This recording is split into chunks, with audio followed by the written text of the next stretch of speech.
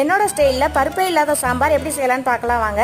குக்கரில் சின்ன வெங்காயம், பூண்டு பல்லு, பச்சை மிளகா, தக்காளி, காய்கறி விருப்பத்துக்கு ஏற்ற மாதிரி சேர்த்துக்கோங்க. நான் கேரட், உருளைக்கிழங்கு, கத்திரிக்காய், முருங்கைக்காய், கருவேப்பிலை, மல்லித்தலை, மஞ்சத்தூள், மிளகாத்தூள், மல்லித்தூள், பெருங்காய பொடி, கல் உப்பு சேர்த்து காய்கறியெல்லாம் மூழ்கிற அளவுக்கு தண்ணி ஊற்றி 2 விசில் விட்டுக்கிறேன். இப்போ இன்னொரு பாத்திரத்தில் கடலை மாவை கரைச்சி வச்சுக்கிறேன். குக்கர் விசில் அடங்கின உடனே ஒரு கடாயில் எண்ணெய் விட்டு கடுகு, ஜீரகம், வெந்தயம், காஞ்ச மிளகாய், கருவேப்பிலை, மல்லித்தலை போட்டு பெருங்காயத்தூள் போட்டு நல்லா பொரிஞ்ச உடனே வேக வச்சிருக்க காய்கறிகளை அதோட சேர்த்துக்கிறேன். கொதி வர நேரத்துக்கு கரைச்சி வச்ச கடலை மாவை அதோட விட்டுக்கிறேன். உப்பு பத்தலைன்னா கொஞ்சம் கல் உப்பு சேர்த்துக்கிறேன். கொஞ்சோண்டு ஜீரகப்பொடி 1 ஸ்பூன் ஆட் பண்ணிக்கிறேன்.